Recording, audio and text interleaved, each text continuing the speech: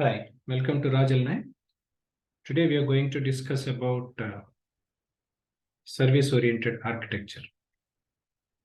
So in this service-oriented architecture, today I'm going to explain about few points. The first is that we are going to discuss about what service-oriented architecture is and what exactly ESB stands for, like Enterprise Service Bus, and what exactly it was.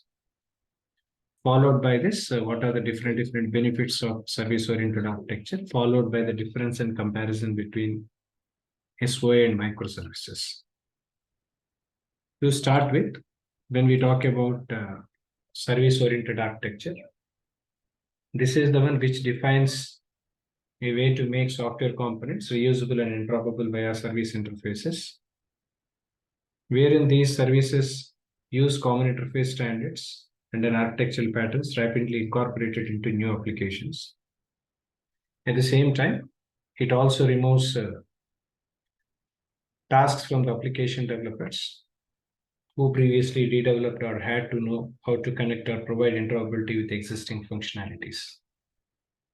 Majorly to understand service-oriented architecture, like whatever the SOA embodies, the code and as well as data required to execute a complete discrete business functions, which are majorly focusing on the kind of service interfaces which provides loose coupling, meaning that they can be called with little or no knowledge, and how the service is implemented underneath, reducing the dependencies between applications. The interface is a service contract between the service provider and the service consumer. Applications behind the service interface can be written in Java, Microsoft .NET, COBOL, or any other programming language. It also supplied as a package software application by a vendor, something like SaaS applications, or obtained as open source applications, all that. Along with that, service interfaces are frequently defined using web service defined languages, which is a standard tag structure based on the XML part. Now, when we talk about ESB, because this is what generally service architecture stands for.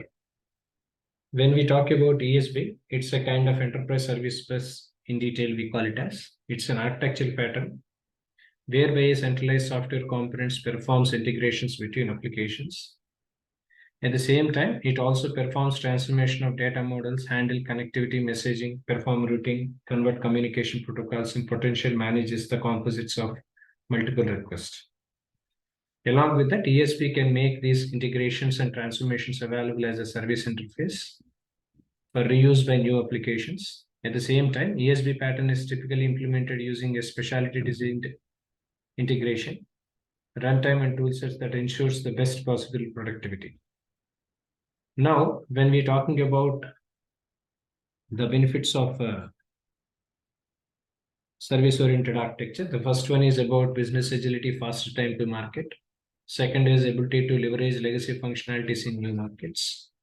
Third, improved collaboration between business and IT and all that. Now, when we talk about the first one, which is called greater business agility, faster to market research. Reusability is the key, where the efficiency of assembling applications from usable services like building blocks rather than rewriting and reintegrating with every new development project. At the same time, it also enabled developers to build applications much more quickly in response to new business opportunities. Followed by the service-oriented architectural approaches support scenarios for application integration, data integration, and service orchestration styles. Followed by this, whatever the automation of business process or workflows, which speeds software design and software development by enabling developers to spend dramatically less time integrating and much more time focus on the delivering and improving the applications.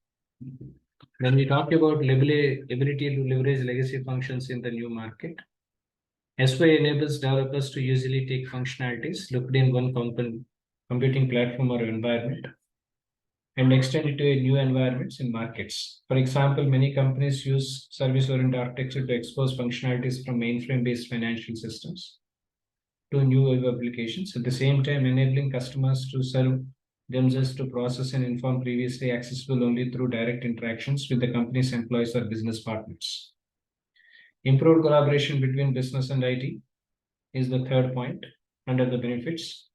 where the services can be defined in the business terms. Example like general insurance quotes or calculate capital requirements or OAs, all that, which enables business analysts to work more effectively with developers on more important insights, such as the scope of the business process defined using services or the business applications, as well as implications of changing process that can be lead to a better result.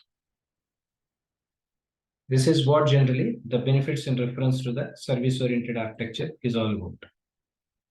Now, when we talk about the difference between service-oriented architecture with microservices, where service-oriented architecture is integral architectural style and an enterprise-wide concept, which enables existing applications to be exposed over loosely coupled interfaces, each corresponding to a business function that enables applications in one part of extended enterprise to refuse functionalities in other applications. Whereas when it comes to microservices architecture, is an application architecture style and an application scope concept, which enables the internals of a single application to be broken up into small pieces that can be independently changed, scaled, and administered.